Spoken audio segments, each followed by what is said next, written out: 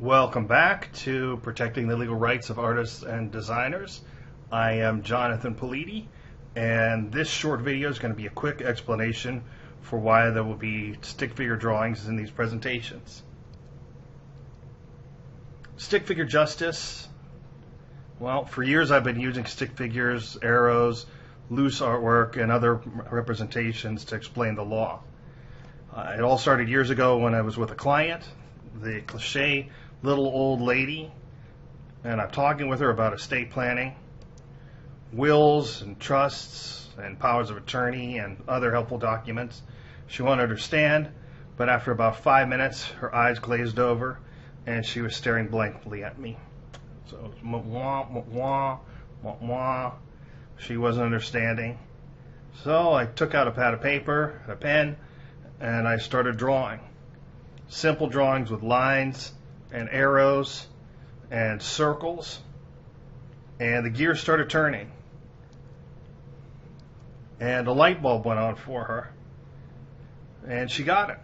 She understood. Using simple drawings to explain complex concepts is more than just translating legalese into something simpler. It was transforming the verbal into visual. Just like they say, a picture's worth 1,000 words. It worked for her. She left my office that day with a smile on her face and a new understanding. Same for me. From that day forward, I used visuals to explain the law. I called it stick figure justice, and I would use it all the time. When I did lectures at the local libraries, when I met with clients, when I was in court, and when I was teaching.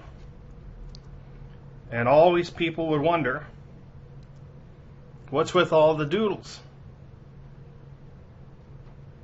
But they would get it. And here's the thing. There's a whole movement. There's a whole methodology. There's a whole process to teaching visually. Dan Roam with his back of the napkin approach, Sunny Brown with her doodle revolution, and Mike Road with his sketchnote approach. These creatives and many more have been teaching and communicating visually. We're all visual learners. We all understand better when we can see it.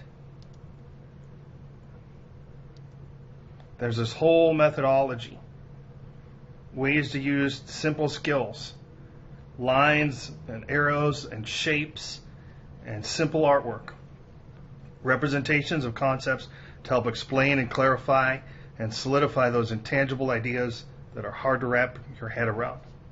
So, I apply this methodology to the law and how I teach it. It's part of the reason I came here to CCAD. Simple communication of ideas to get the light bulb to come on, to understand the complex. And it doesn't have to be fancy. It's drawings that are not meant to be intimidating or distracting or imposing. It's not art. It's a method of communicating ideas quickly and simply and effectively. Now, I will say that when I first came to teach at the art school, I was intimidated. I was going to teach artists using stick figures. And there's some irony with that. However, the purpose in using the simple drawings isn't to impress the student, it's to impress ideas upon the student. It's definitely not art, but it's not meant to be. These are not perfect drawings, but they're pretty good at helping the learning process.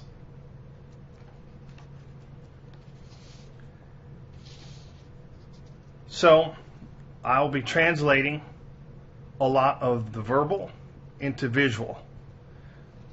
These visuals will hopefully help you grasp and remember the important stuff and to help you make the connections.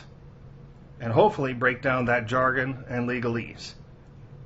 Alright. So, now if you want to do a more in-depth exploration of this methodology, here are the authors that I have found most useful.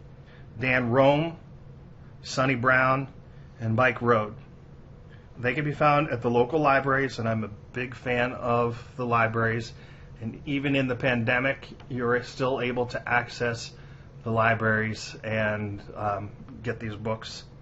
And you can get them on Amazon or at the local bookstore. And there's also videos and websites that are devoted to their systems. All right, with that, we will move into the substance and the materials of the course. And again, I'm going to be using this methodology throughout the course.